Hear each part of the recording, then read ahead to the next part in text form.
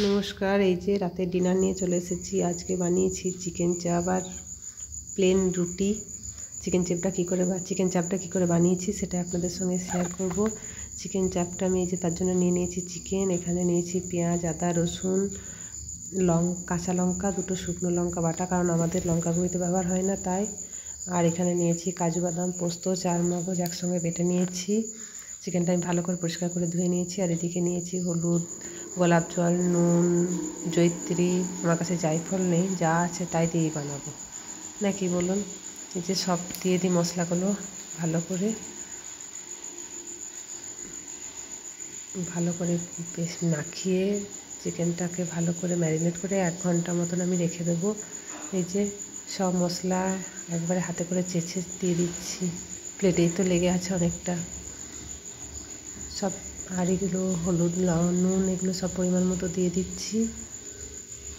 আমার মাংসটা ওই 8 কিলো 750 মতো মনে হয় আছে,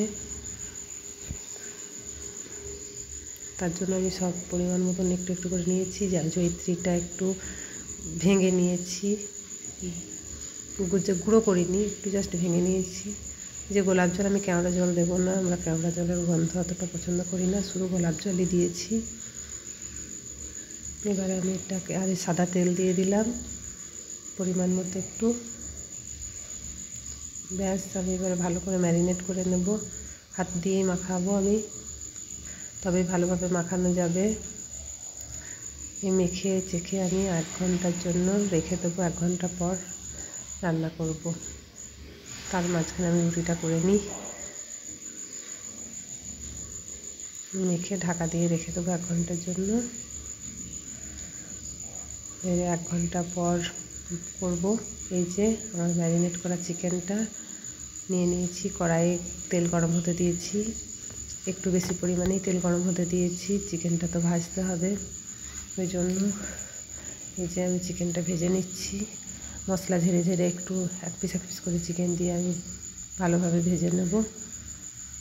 এরকম একটু ঝেড়ে ঝেড়ে মশলাটা বাটিতেই রাখবেন, আর পিসগুলো ঝেড়ে ঝেড়ে এমনি করে ভেজে নেবেন।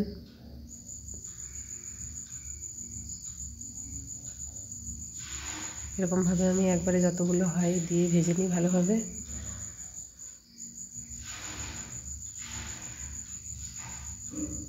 যতটা পারা যায় মশলাটা বাদ দিয়ে শুধু চিকেনটা নিয়ে ভেজে নিতে হবে।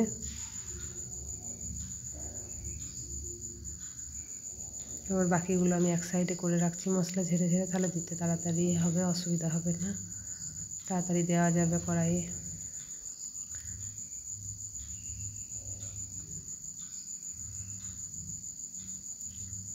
আমি অত ভালোভাবে এক হাতে ফোন ধরে এক হাতে করছি তো একটু অসুবিধা হচ্ছে, এখনও অভ্যস্ত হয়নি, আপনারা একটু মাফ করে দেবেন।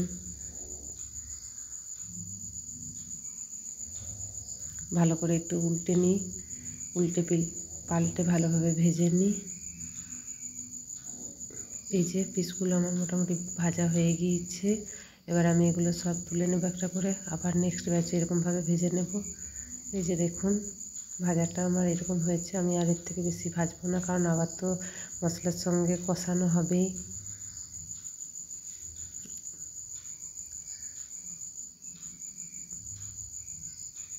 এগুলো আমি সব এবারে তুলে রেখে নিই, আবার নেক্সট ব্যাচ আরেকবার ভেজে নিই।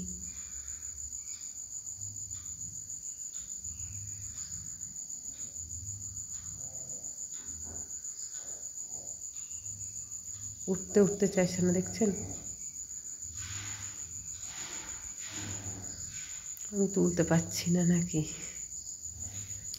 যে আরেকবারও দিয়ে দিয়েছি, এগুলো এরকমই ভেজে নেব ভালোভাবে।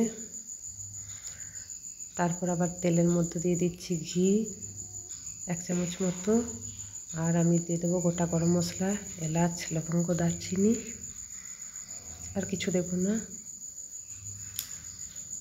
ভালো করে ফোড়নটা হয়ে এলে ম্যারিনেট করেছিলাম চিকেনটা, এই মশলাটা যেটা আছে সেই মশলাটা পুরোটা দিয়ে দেবো। আর বাটিটাতে লেগে আছে সেই জলটাও ধুয়ে বাটিটা ধুয়ে একটু দিয়ে দেবো। দিয়ে মশলাটা ভালোভাবে অনেকক্ষণ ধরে একটু ভেজে নেব। এই রান্নাটাতে একটু টাইম লাগে, ভাজা সবই তো ভাজা। ভালোভাবে কষিয়ে নেব মশলাটা, ঢাকা দিয়ে দিয়ে আমি কষাচ্ছি। এই যে তেল আমার একটু একটু তেল ভাসছে।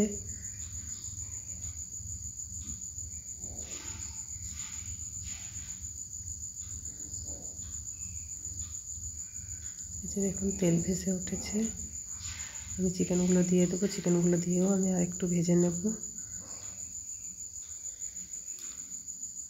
এগুলো কিন্তু ছিটকাচ্ছে, বাদাম চারমগজ পোস্ত সব আছে না, একটু ছিটকাচ্ছিল। যে চিকেনগুলো দিয়েও আমি ভালো করে কষিয়ে নিচ্ছি, ঢাকা দিয়ে দিয়ে ভালোভাবে কষিয়ে নেব।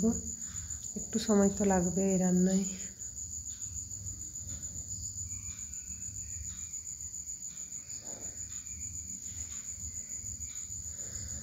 ভালো করে একদম শুকনো শুকনো করে আমি ভালোভাবে কষিয়ে নেব। এই যে দেখুন এখনও কিন্তু আমার হয়নি কষানো, এখনও অনেকক্ষণ কষবো আরও।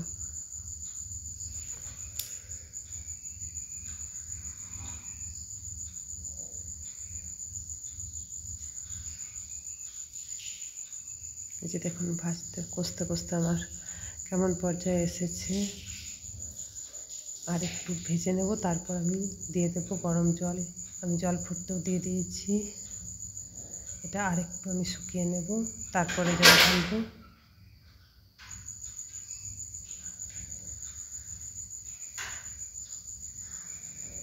এই যে দেখুন শুকিয়ে গিয়েছে। এবার এর মধ্যে আমি একটু গরম জল দিয়ে দেবো। এটা তো খুব ঝোল হবে না, একটু গ্রেভি গ্রেভি। এই যে আমার ভালোভাবে কষানো হয়ে গিয়েছে, দেখেই বুঝতে পারা যাচ্ছে।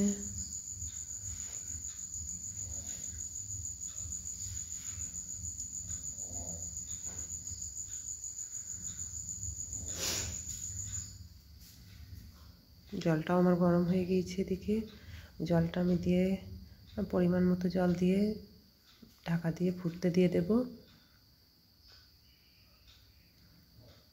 গরম জল দিয়েছি, জল গরম হতে দিয়েছিলাম বললাম, সেই জলটাই দিয়ে দিলাম। আর একটু দেব, দিয়ে ঢাকা দিয়ে একটুক্ষণ হতে দেব। বেশ আর দেবো না জল, এতেই হয়ে যাবে। মাংস তো সেদ্ধ হয়েই গিয়েছে, এতক্ষণ ধরে কষালাম তাই আর সেদ্ধ না হয়ে এই যে ফুটেও এসেছে। এই যে দেখুন তৈরি হয়ে গেল আমার চিকেন চাপ। এবারে সার্ভ করব গরম গরম রুটির সঙ্গে। চলুন টাটা।